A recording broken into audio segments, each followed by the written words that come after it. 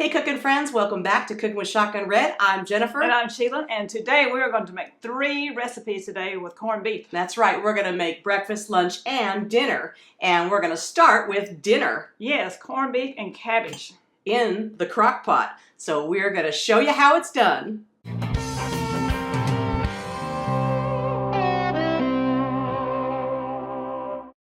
Okay, so we got our crock pot here, ready to go. And we are adding in some Petite Gold and red potatoes. And I love to mix the gold and red potatoes together. I know, it gives it more flavor. And color. And then some baby carrots. Gotta have some baby carrots in there. And some diced sweet onions, about 1 cup. Get it all out of there. Just kind of get it ready to go, place it around, make sure it's nice and level here. I like to put the vegetables in the bottom. And then we're adding our corned beef brisket. If you notice, we went ahead and pulled the membrane off the back of the brisket here also, which you definitely want to do. And then we're going to add 2 cups of water. You know, they package this in a lot of salt, so the water will help with that. Kind of thin it down. Mm-hmm.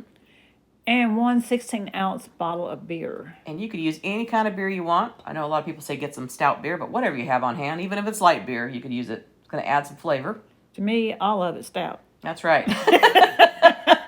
You lightweight. I am. The packet of seasoning mix that comes with the brisket. Yeah. Most of them do come with a little packet, you know, that you can just sprinkle on. But if it doesn't, I will put some seasoning ideas down there in the description for you, what you can use.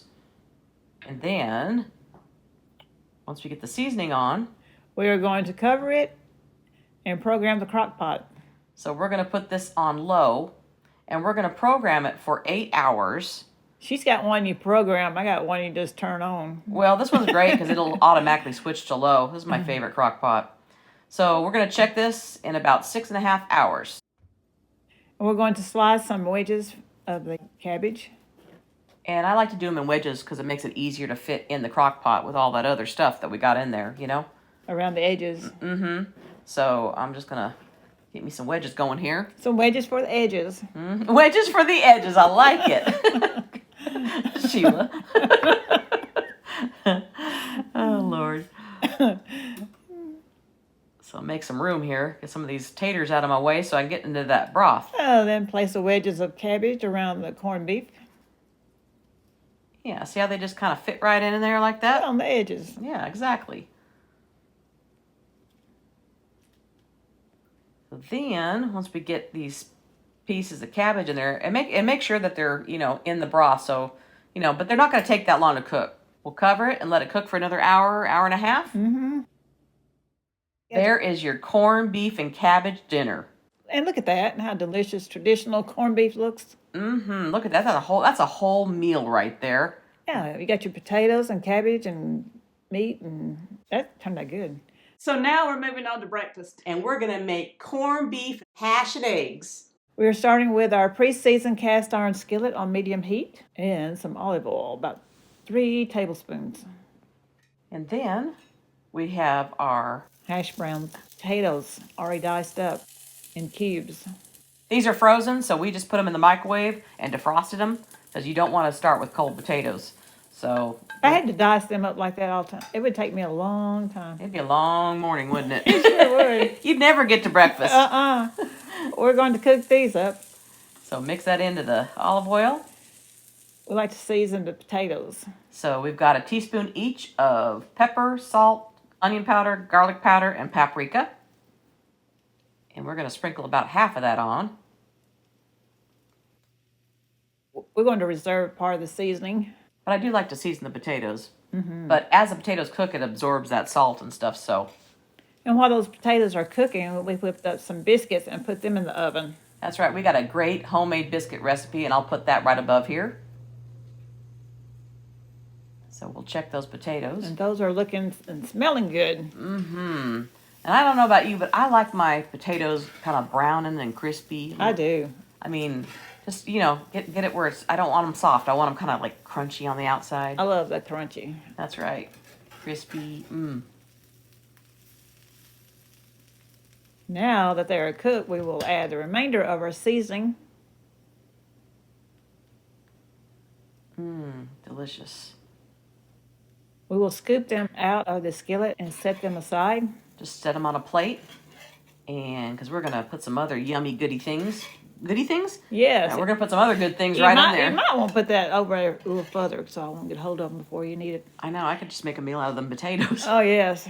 So in that same skillet, we added some more olive oil. And 2 tablespoons of butter. And make sure you turn down that skillet so it doesn't burn the butter. So maybe down to medium-low. Oh, you don't want to waste no butter. Too That's expensive. That's right. It is too expensive. That and eggs. Breakfast is getting expensive, huh? Uh-huh. We are adding 1 cup of diced sweet onions. Put that in there. And then we also got 1 cup of green bell pepper diced. and that's going to add some color and flavor. Yes. This is making me hungry. Then our diced up leftover corned beef, about 2 cups.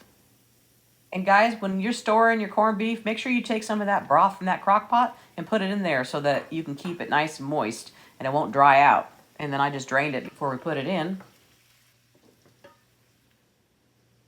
And while that's cooking, We're going to make us some eggs. and I'm thinking we need some over medium. What do you think? How do you like your eggs? Done. Done? Well, of course you want them done. I mean, but some people like over easy. You know, some people like them, you know, And some people like them scrambled. barely running. I mean, Yeah. chase it. You want it know? dead. I want them babies done. That's funny. How do you guys like your eggs? Let us know I in the like comments. boiled eggs too. Oh, yeah. Now that the veggies are tender and the corned beef is done, we are adding our cooked potatoes back in. And we're just going to gently flip that over with our spatula here. Don't want to smash up those taters. I know. I bet they thought that we had already ate all them taters. Well, we could have. They looked really good sitting over there on that plate. They were calling our name, you know? So look at that. Isn't that a beautiful breakfast dish right there? It is. Oh, yeah. Let's serve some of that up with some of the biscuits that we Ooh, made Mama. and our eggs. And it's the perfect breakfast. Mama. Delicious. Only thing be missing would be some bacon. Oh, yeah. We could have done that too, I guess, but look at that. Oh, we got the corned beef, so That's right. that'll work. That'll work. That's beautiful. Is them eggs done? Them eggs are done. Okay. They're ready to go. All right. But there is some yolk left in there so we can dip in there. Yeah, spread that butter out on that biscuit and put some jelly. If you got any corned beef left over, bring it to my house. Exactly.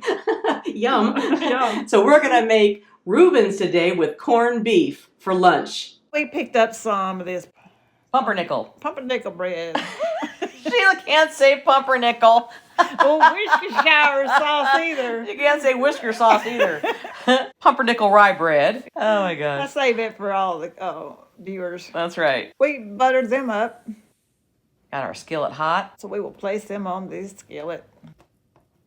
And I like to flip them over and get the other side warm and a little toasty too. I know, nothing no worse than one cold, one Hot. I know. You got to have both sides, you know.